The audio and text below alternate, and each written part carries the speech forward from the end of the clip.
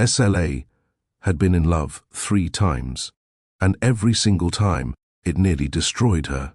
She's 27 now, sitting alone in her apartment at 2 in the morning, scrolling through old photographs on her phone. Derek's arm wrapped possessively around her waist. Julian's face turned away from the camera, always distant, always somewhere else. And Damien, God, Damien, smiling at her like she was the only woman in the world, right before he made her feel like she was nothing. 3 relationships, 3 different men, 3 completely different versions of hell. And the worst part, Isla thought every single one of them was love. See, that's the thing about toxic relationships. They don't all look the same. They don't all hurt you the same way. Derek suffocated her with control. Julian starved her with indifference. Damien tortured her with unpredictability. And because each one was toxic in a different way, Isla never saw the pattern. She never realized that none of them, not one, was actually love. She just thought she had terrible luck with men. She had no idea she'd never learned what healthy love actually looked like. 6 months ago, Damien ended things via text, just like that. No warning, no explanation. Just, this isn't working anymore. I'm done. Then he blocked her on everything. Phone, social media, email, like she'd never existed. Like the 2 years they spent together meant absolutely nothing. Isla spent weeks crying herself to sleep, replaying every conversation, every argument, every moment where she might have said the wrong thing or been too much or not enough. She convinced herself it was her fault, that she was fundamentally broken, that something about her attracted men who hurt her. Her therapist kept telling her otherwise, but Isla couldn't believe it. The evidence was overwhelming, wasn't it? 3 relationships, 3 disasters. The common denominator was her. So she did what any exhausted, traumatized woman would do. She gave up, deleted the dating apps, stopped going out, threw herself into work and pretended that was enough. At least her job at the marketing firm was stable. At least her boss didn't gaslight her or give her the silent treatment or check her phone while she was in the shower. At least being alone didn't hurt. But it was lonely. God, it was so lonely. And then, on a random Tuesday morning in March, Isla's manager walked into her office with a new project assignment. "We're partnering with local high schools on a literacy initiative," her manager explained, sliding a folder across Isla's desk. "Community outreach, workshops, events, the whole thing. You'll be coordinating with the schools directly. First meetings Thursday at Westbridge High." Isla nodded, already mentally organizing logistics, timelines, vendor contacts. Work was easy. Work made sense. Work didn't require vulnerability or trust or the constant fear that everything would fall apart without warning. Thursday came. Isla drove to Westbridge High School, walked into the main office and was directed to a conference room where several teachers were already gathered around a table covered in coffee cups and event planning documents. And that's where she met Eli. He stood when she entered, extending his hand with an easy smile. "You must be Isla. I'm Eli Bennett, English department. Thanks for coming out." He was tall, maybe 29 or 30, with dark hair and the kind of warm brown eyes that actually seemed to see you. Not in the intense, possessive way Derek used to look at her, not like she was something to own, but just present, attentive. "Nice to meet you," Isla said, shaking his hand briefly before taking a seat. The meeting was straightforward. They discussed program goals, student engagement strategies, timeline expectations. Eli contributed thoughtfully, asked good questions, listened when others spoke. He was professional, collaborative.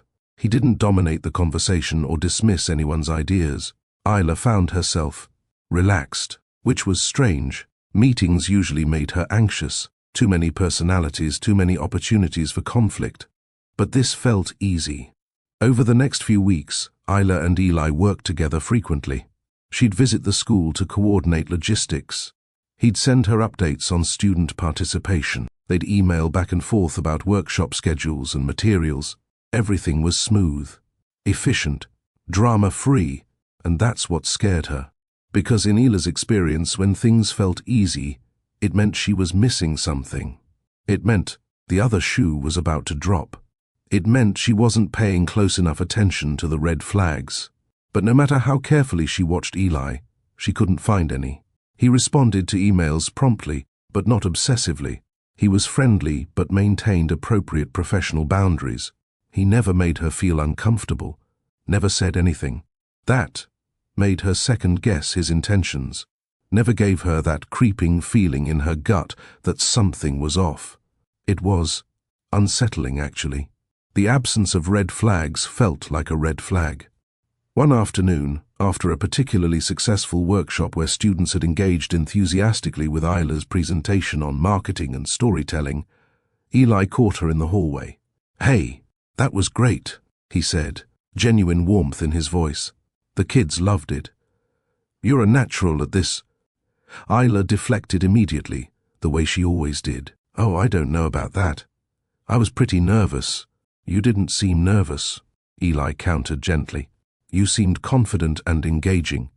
Seriously, you should be proud." Isla waited for the backhanded compliment, the subtle criticism, the request for something in return. That's how compliments worked, right? They were currency, manipulation disguised as praise. But Eli just smiled and said, "Hey, I'm grabbing coffee to debrief. Want to join? No pressure if you've got to run." No pressure. When was the last time someone had said that to her? "Sure," Isla heard herself say. "Coffee sounds good." They ended up at a small cafe near the school, sitting by the window with lattes and discussing everything except work. Eli asked about her interests, her favorite books, what she did outside the office. And here's the thing, he actually listened. He didn't interrupt, didn't wait for his turn to talk, didn't steer every conversation back to himself. It was refreshing, and confusing, and terrifying, because Isla had no frame of reference for this, for someone who was just nice, consistently, without an agenda. That coffee meeting turned into another, and then another. Soon they were texting, first about work, then about the books they were reading, then about life in general. Eli would send her articles he thought she'd find interesting. She'd recommend podcasts. They'd debate whether certain novels deserved their hype. It felt like friendship, easy, comfortable friendship. Except Isla couldn't shake the feeling that she was waiting for something to go wrong. That's what always happened, wasn't it? Things started good. Derek had seemed protective at first. Julian had seemed charmingly independent. Damien had seemed absolutely perfect. They all seemed good until they weren't. So Isla watched and waited, and without even realizing it, she started testing Eli. The first test was simple. She cancelled plans last minute. They were supposed to meet at a bookstore on Saturday, but Friday night, Isla texted, "Hey, something came up. Can we reschedule?" "Sorry." She held her breath, waiting for the angry response. The guilt trip. The passive-aggressive "I guess I'm not a priority to you," or the silent treatment that would last for days.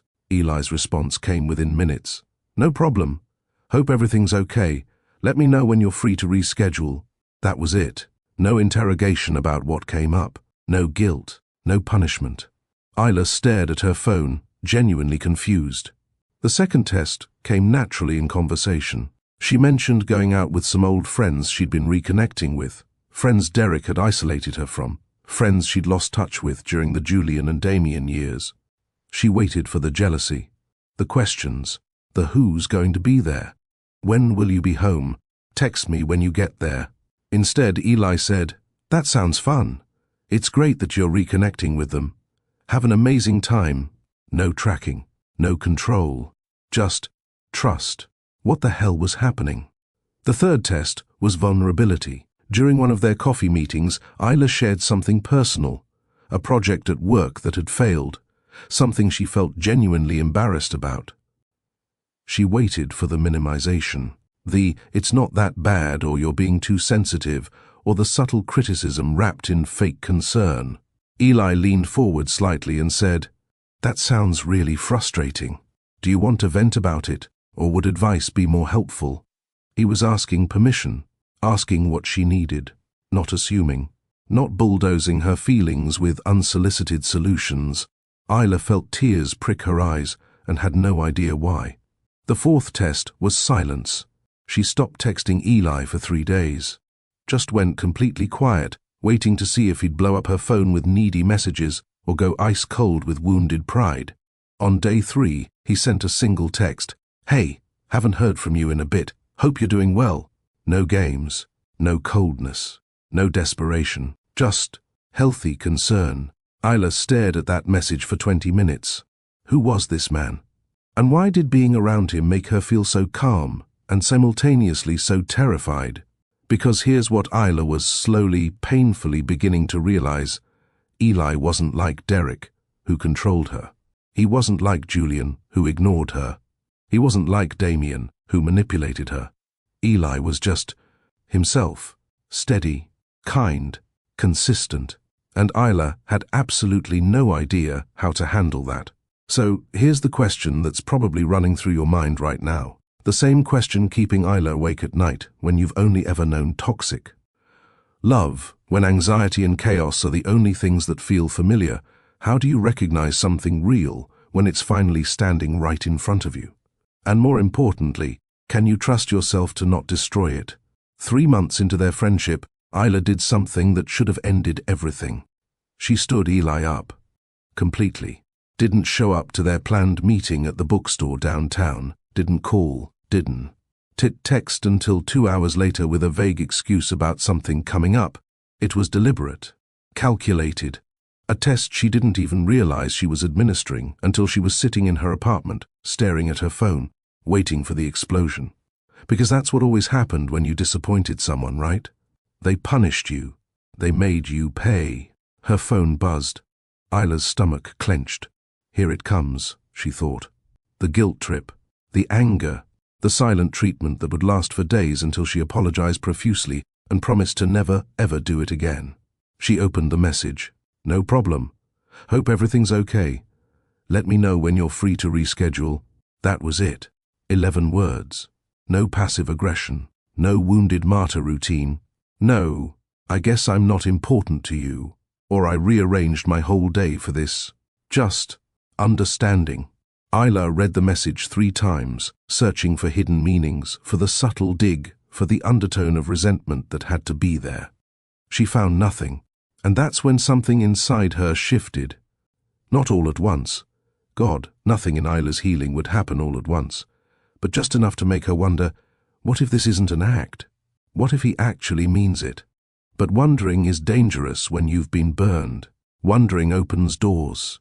Wondering makes you vulnerable. And Isla had sworn she'd never be vulnerable again. So she kept testing. The tests became more frequent, more intricate. She was like a scientist running experiments, trying to find the breaking point, the moment when Eli's mask would slip and she'd see the monster underneath. Because there had to be a monster, right? Everyone had one. Derek's monster was control. Julian's was apathy. Damien's was cruelty disguised as love. What was Eli's?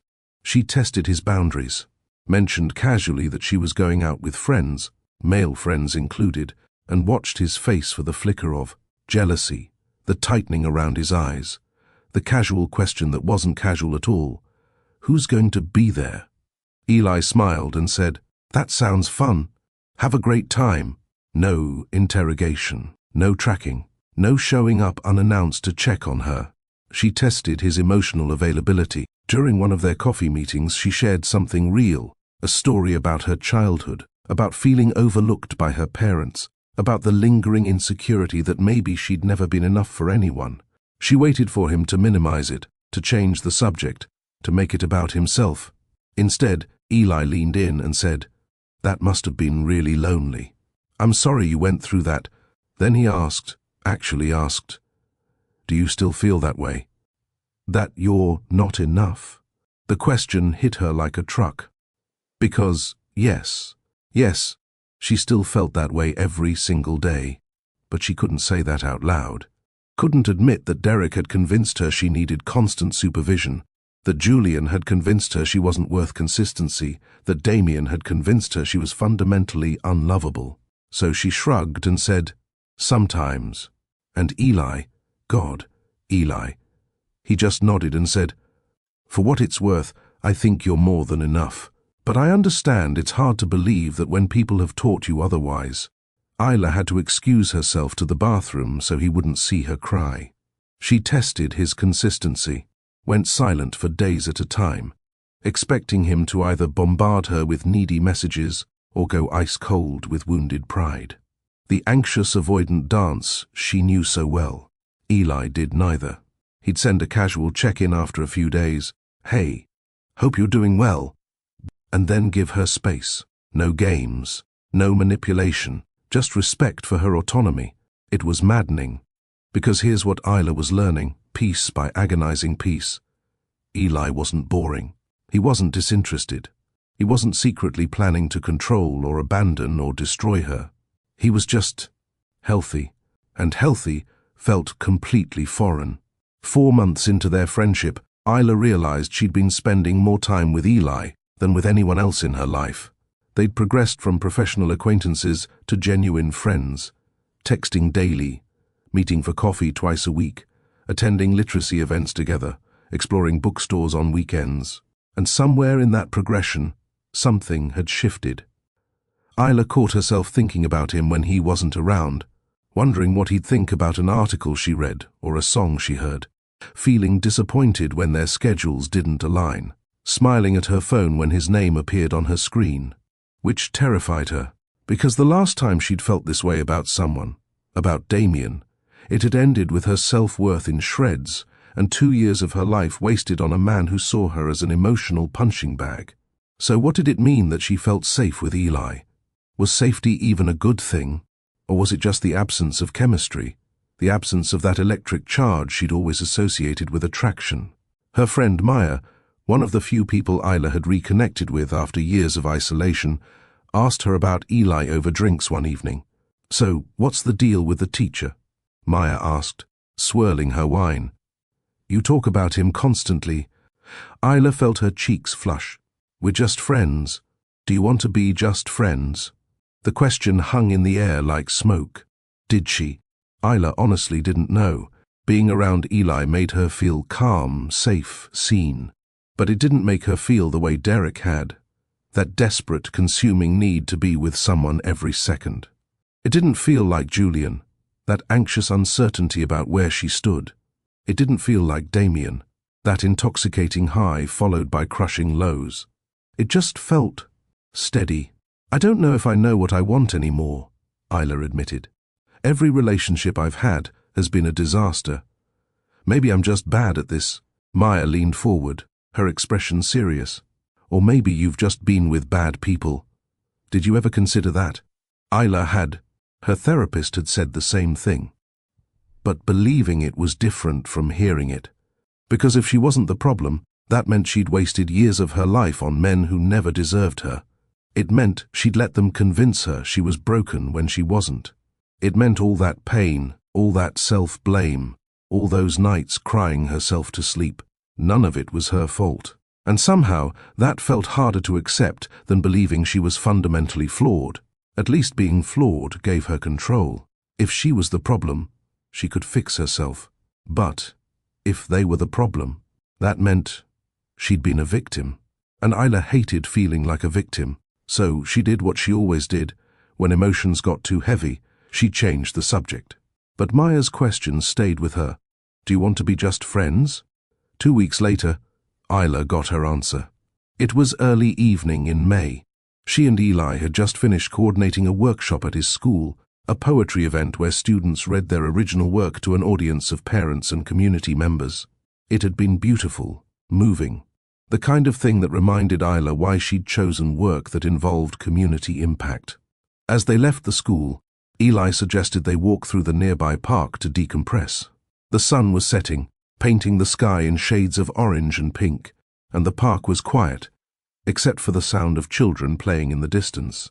They walked in comfortable silence for a while, and then Eli asked, almost casually, "So what are you looking for in a relationship?" The question stopped Isla cold. "Why are you asking that?" she said, her defenses immediately up. Eli glanced at her, his expression open and honest. "Just curious. We've talked about a lot of things, but never really that." Isla's mind raced. This was a trap, right? Men didn't ask questions like that unless they were testing you, unless they were trying to figure out if you'd fit into their mold of what a girlfriend should be. But Eli's face showed no calculation, just genuine interest. "I don't know anymore," Isla said finally, her voice quiet. "I thought I knew, but all my relationships have been disasters. What made them disasters?" And just like that, the dam broke. Isla started talking. Not about every detail, she wasn't ready for that, but about the patterns, the control, the emotional unavailability, the manipulation, the constant anxiety, the walking on eggshells, the feeling of never being enough no matter what she did. The words poured out of her like she'd been holding them in for years, which, she realized, she had been. Eli listened without interrupting, didn't try to fix anything or offer solutions or minimize her experiences. He just listened. When she finally stopped talking, her throat raw and her eyes burning. With unshed tears, she said, "I think I'm just bad at picking people. Or maybe I'm the problem. Maybe there's something about me that attracts this." Eli stopped walking, turned to face her fully. His expression was intense but not angry. Intense in the way someone looks when they're about to say something they really mean.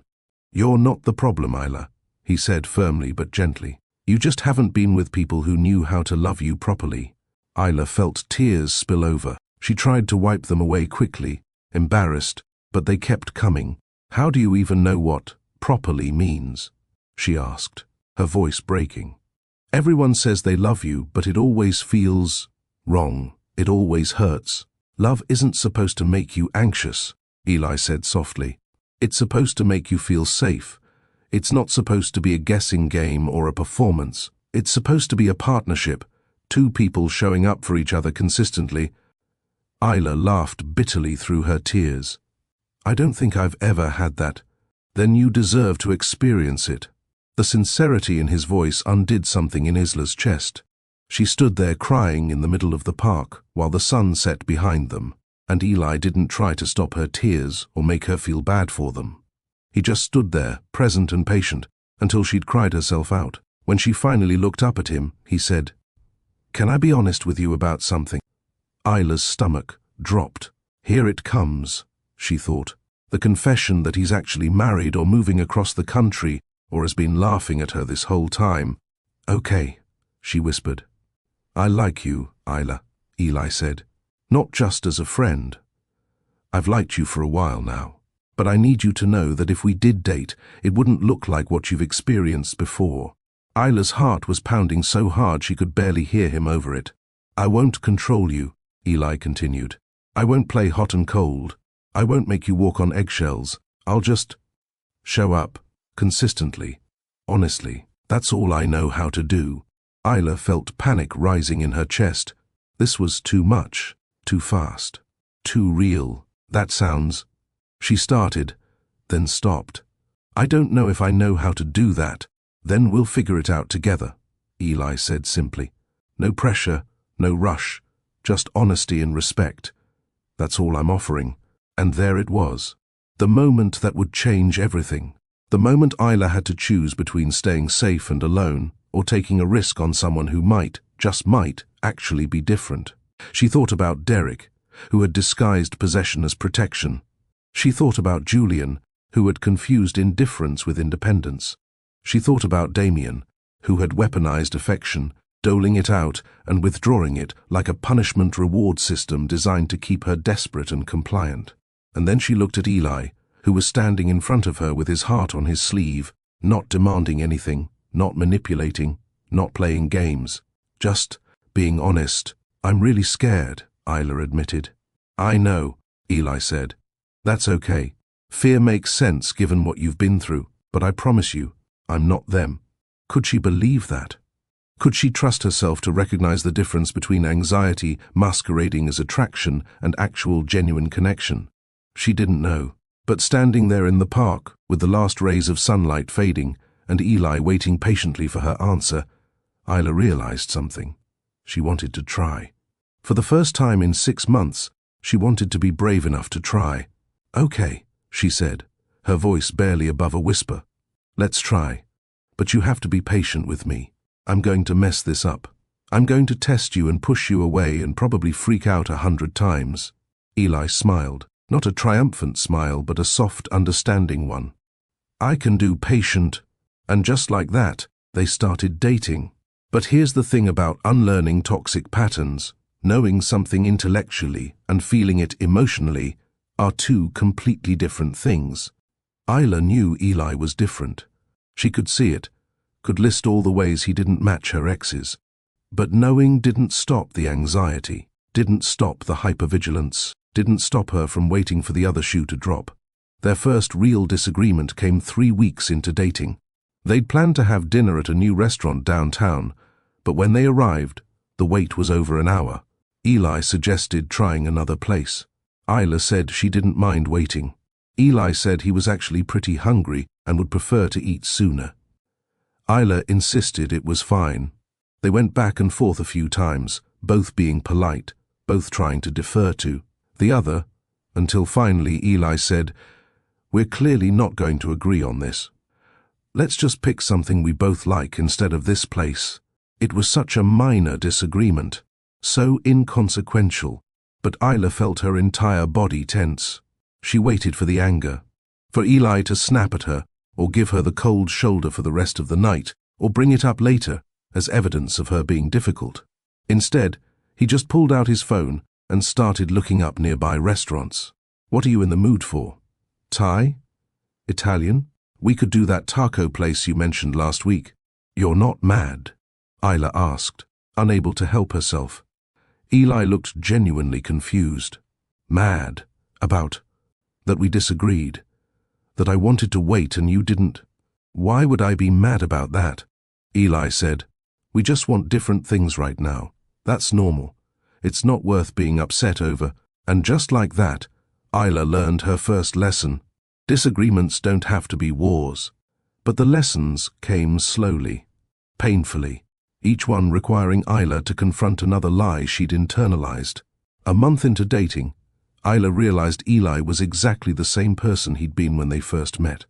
He hadn't changed, hadn't revealed a hidden dark side, hadn't morphed from Dr. Jekyll into Mr. Hyde.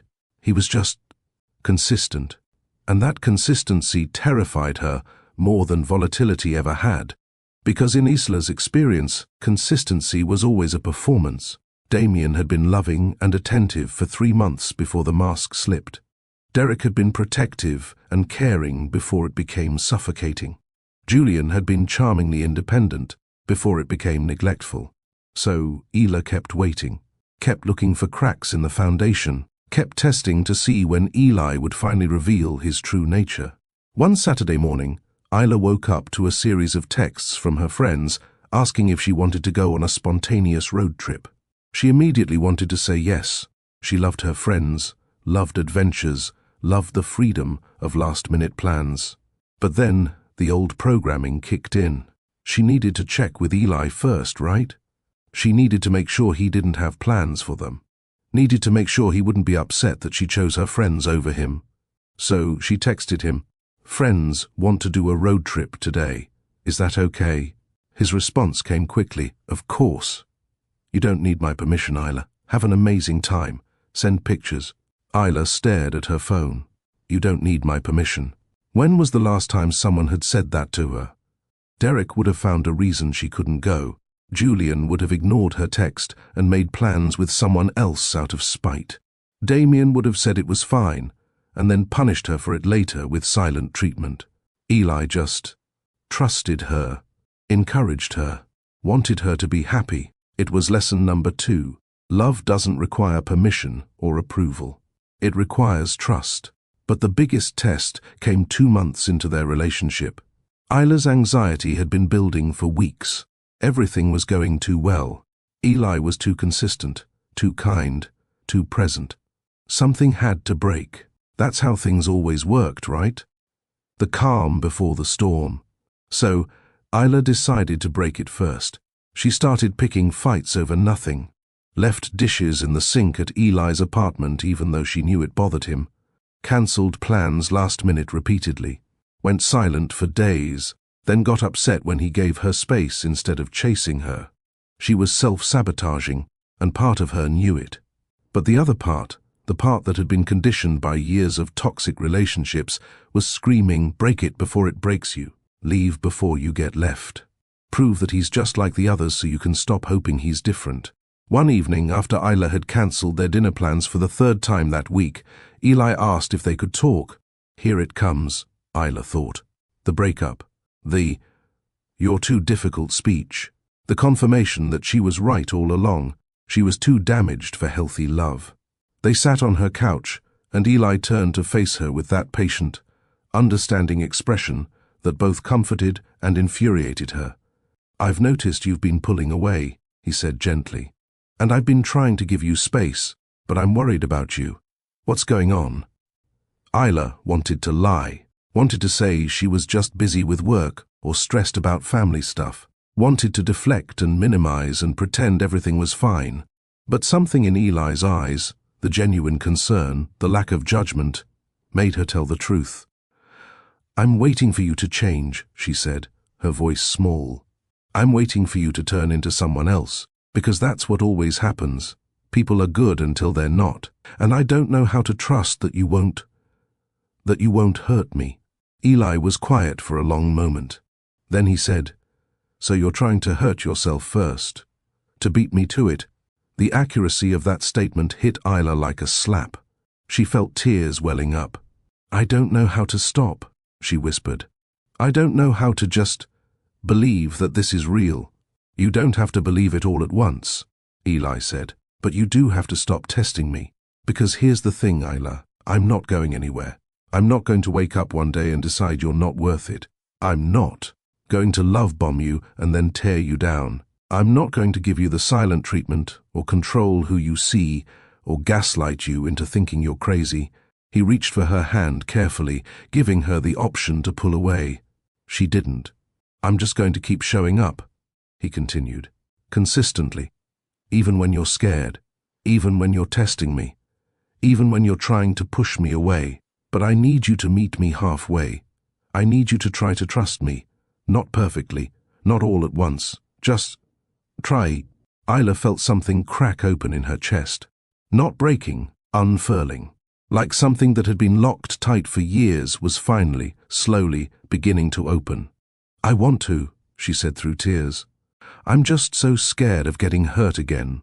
"I can't promise you'll never get hurt," Eli said honestly. "But I can promise I'll never hurt you intentionally. And I can promise that when we have problems, we'll talk about them like adults instead of playing games or keeping score." It was lesson number 3. Healthy love requires vulnerability from both people. For the first time, Isla allowed herself to believe, really believe, that maybe Eli was different. Maybe she wasn't doomed to repeat the same patterns. Maybe she could learn what healthy love felt like. But believing something and embodying it are two different things. And the universe, it seemed, wasn't done testing Isla yet. 3 months into dating Eli, 3 months of slow, steady progress, of learning to trust again, of letting her guard down inch by painful inch, Isla's past came crashing back into her present in the worst possible way.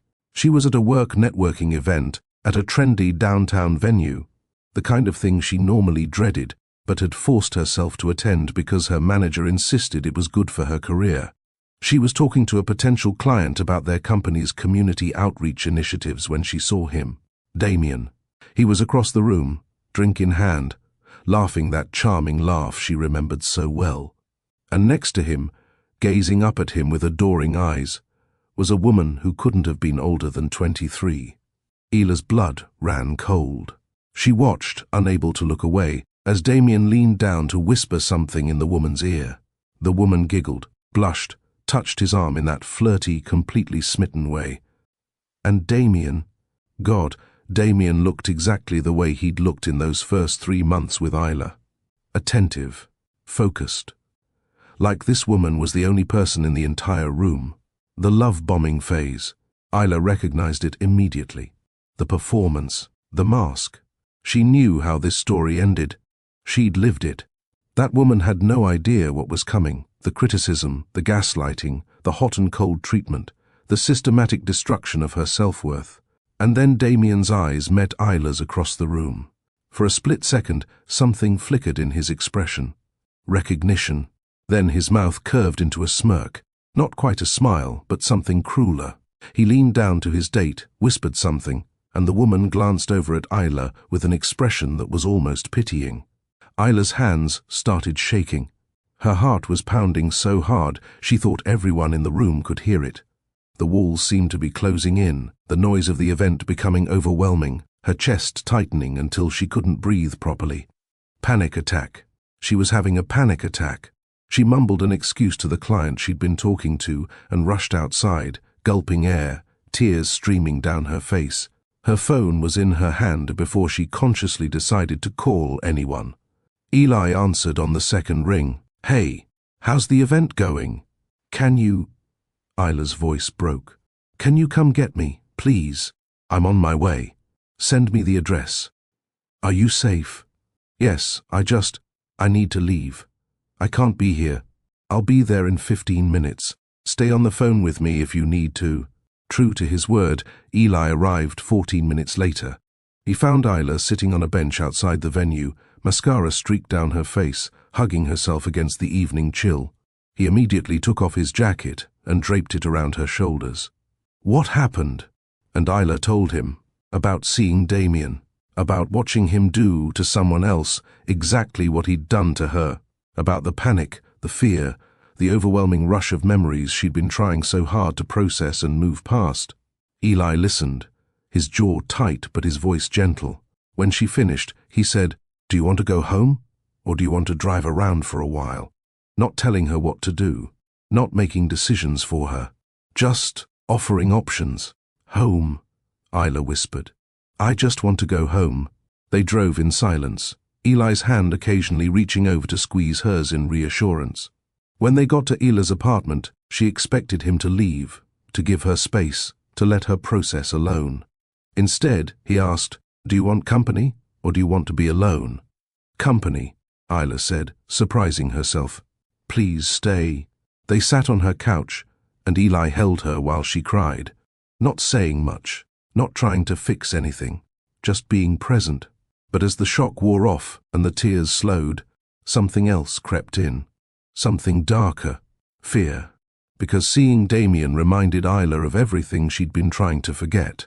The pain, the manipulation, the way he'd made her feel worthless and crazy and fundamentally unlovable. And suddenly, sitting there with Eli's arms around her, Isla was terrified. What if she brought that damage into this relationship? What if she was too broken for this to work? What if, despite all her progress and therapy and trying, she sabotaged the first good thing that had ever happened to her? What if Eli eventually realized she wasn't worth the effort? The thoughts spiraled, feeding on themselves, growing darker and more insistent. By the time Eli left that night, reluctantly, only after making sure she was okay, Isla had convinced herself of something terrible. She was going to ruin this. It was only a matter of time. And the longer she let it continue, the more it would hurt when it inevitably fell apart. Better to end it now.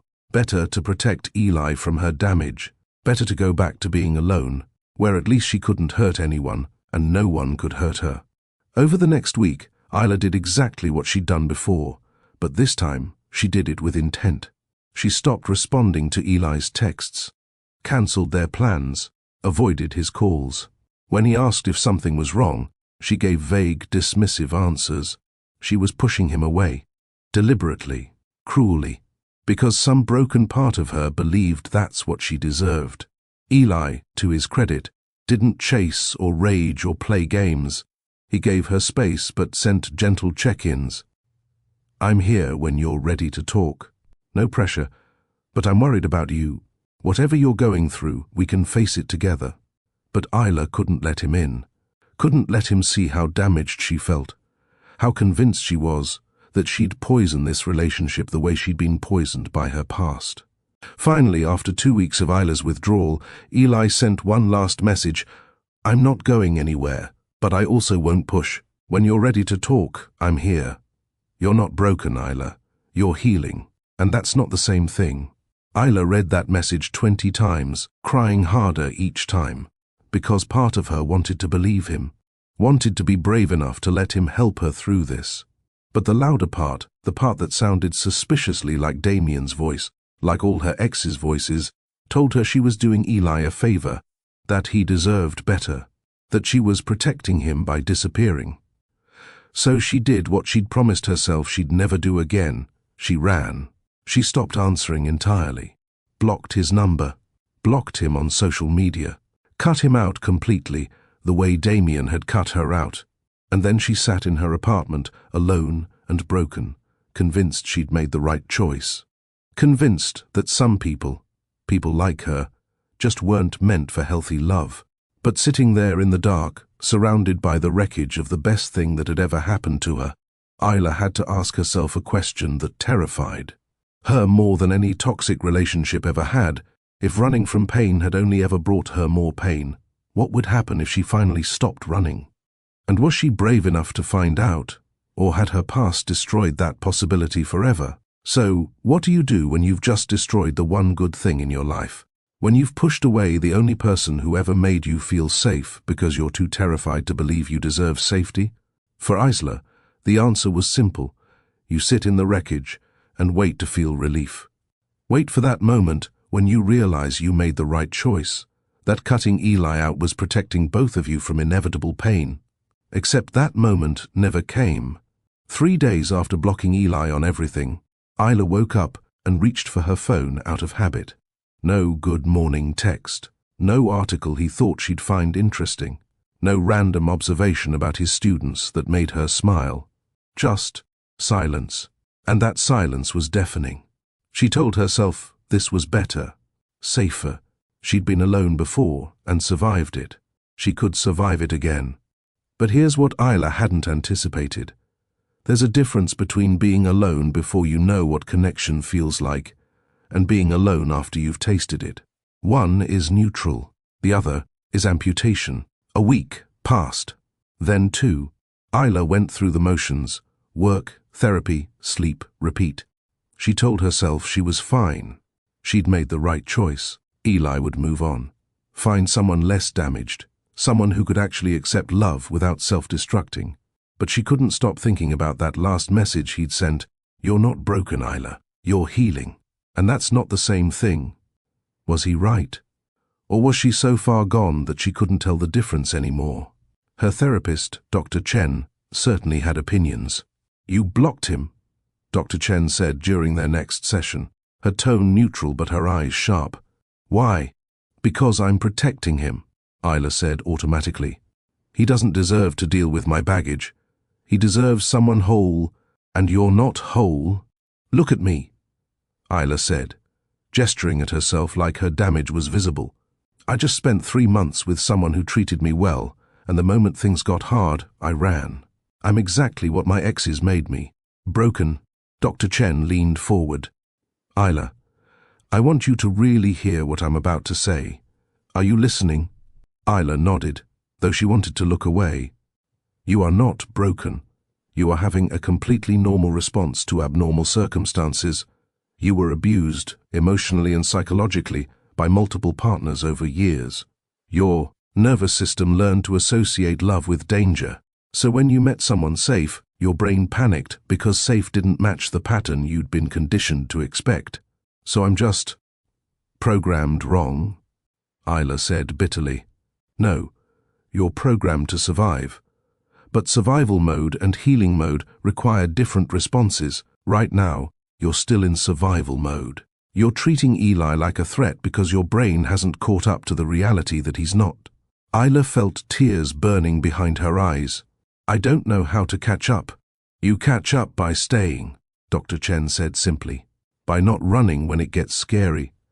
By trusting that discomfort doesn't always mean danger. You've spent years learning what toxic love looks like. Now you need to learn what healthy love looks like. And that requires you to be present for it. But what if I ruin it? What if I hurt him? What if you don't? Doctor, Chen countered. What if, by staying and doing the work, you actually build something real? What if the only thing standing between you and healthy love is your belief that you don't deserve it? And there it was. The question Isla had been avoiding for months, maybe years. Did she believe she deserved healthy love? The honest answer was no. No, she didn't. Because Derek had taught her she needed to be controlled. Julian had taught her she wasn't worth consistency. Damien had taught her love was something you had to earn and could lose at any moment. But what if they were all wrong? What if the problem was never her? It was them. Isla sat with that question for days. Let it turn over in her mind during work meetings and sleepless nights.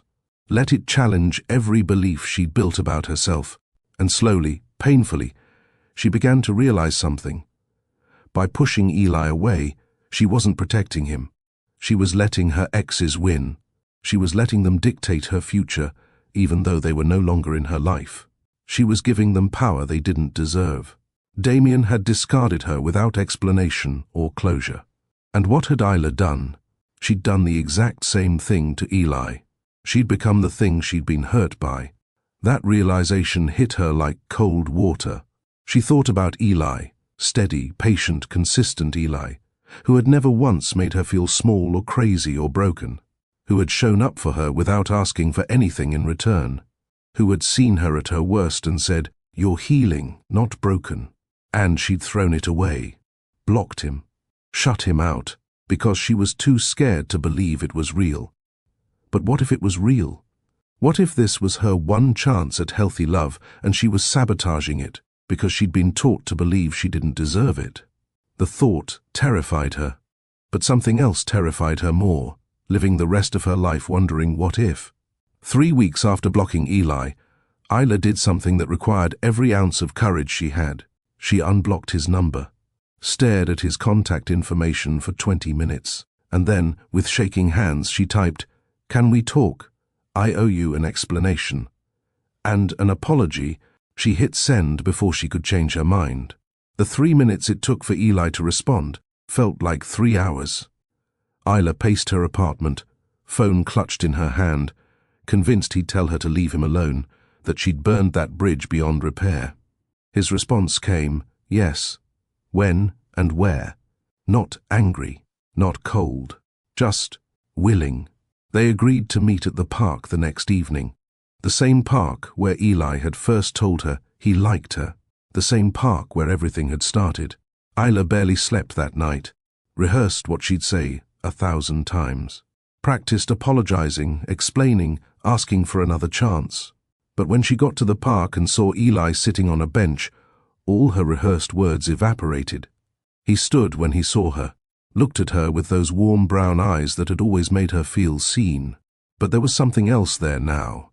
Caution. He'd learned that she could hurt him, and he was protecting himself.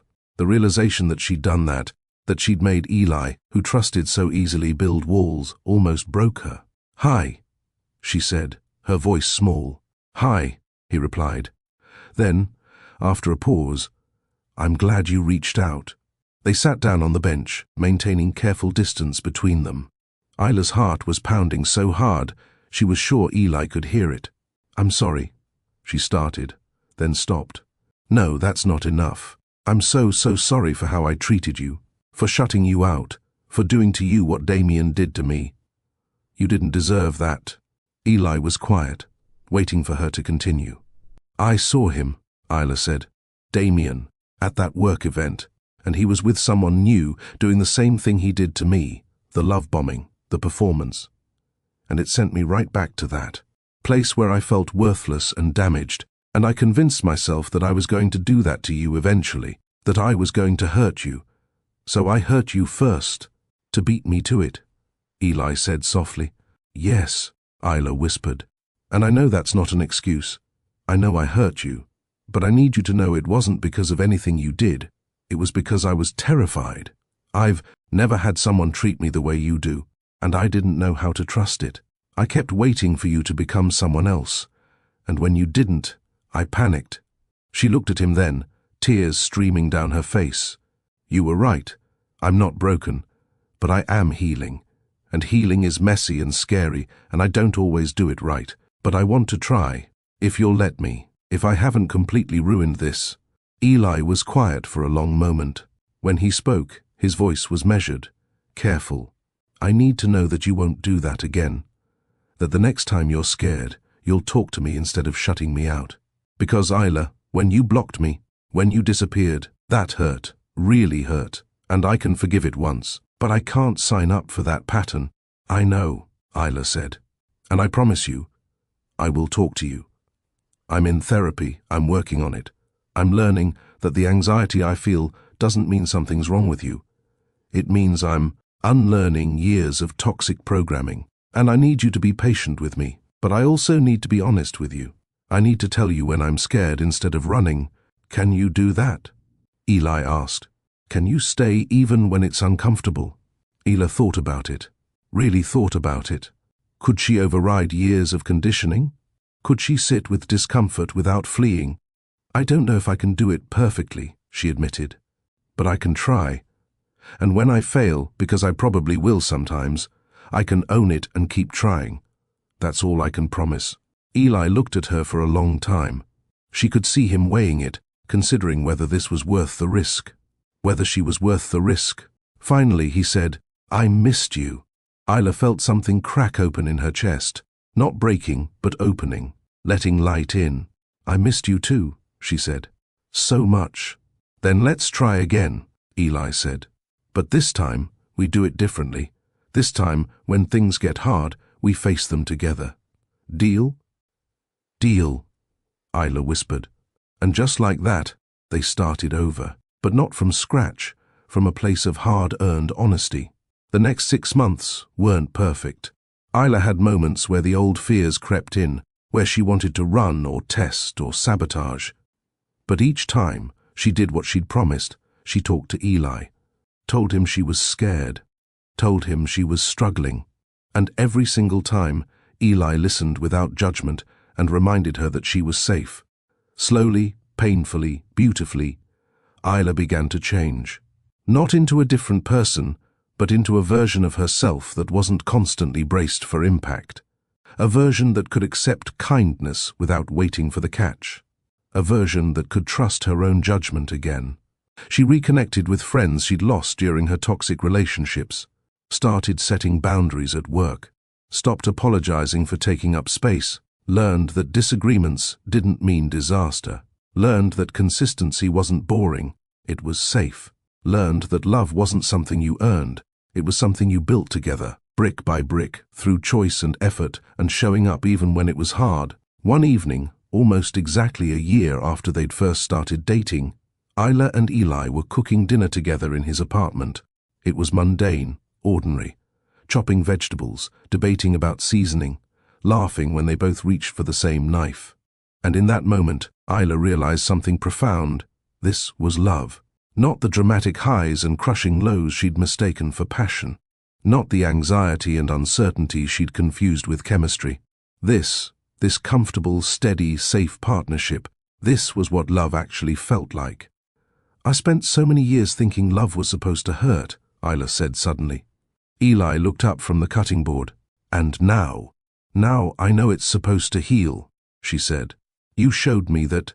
Eli set down the knife and walked over to her. I didn't show you anything you weren't ready to see, Isla. You did this work. You chose to heal. I just gave you a safe space to do it in. Thank you, she said, reaching up to cup his face. Thank you for being patient while I figured it out. Always, he said, and kissed her forehead. Later that night, after dinner, they were curled up on the couch when Isla's phone buzzed. A message from Maya. Remember that woman you saw with Damien at the event? She reached out to me today. Asked about you. I think she's figuring out what he really is. Isla felt her stomach clench with familiar anxiety. But then Eli's hand found hers, and she took a breath. You okay? He asked. Yeah, Isla said. And she meant it. I hope she gets out sooner than I did. You could talk to her, Eli suggested gently, if you wanted to. You might be able to help. Isla thought about it. A year ago, the idea would have sent her spiraling. But now she felt strong enough, healed enough, not to save this woman, only she could save herself, but to maybe light the path a little. Maybe I will, Isla said, because that's what healing looked like. Not erasing the past, but using it to build something better. Not forgetting the pain, but refusing to let it define her future. Isla looked at Eli, steady, patient, consistent Eli, and realized she'd finally learned what she'd been searching for all along. Love wasn't control or indifference or manipulation. Love was safety and respect and choosing each other over and over again, even when, especially when, it was hard. She'd spent years learning what love wasn't, and now, finally, she knew what love was. So here's what I want to know from you. Have you ever mistaken anxiety for chemistry? Have you ever found yourself waiting for the other shoe to drop in a relationship that actually felt safe? Or maybe you're like Isla was, convinced you're the problem when, really, you just haven't been with the right people yet. Drop a comment below and tell me, what's one toxic pattern you've had to unlearn in relationships? And if you're still figuring it out, that's okay too. Healing isn't linear, but it is possible. If Isla's story resonated with you, hit that like button. And if you know someone who needs to hear this, someone who's been taught that love should hurt, share this video with them.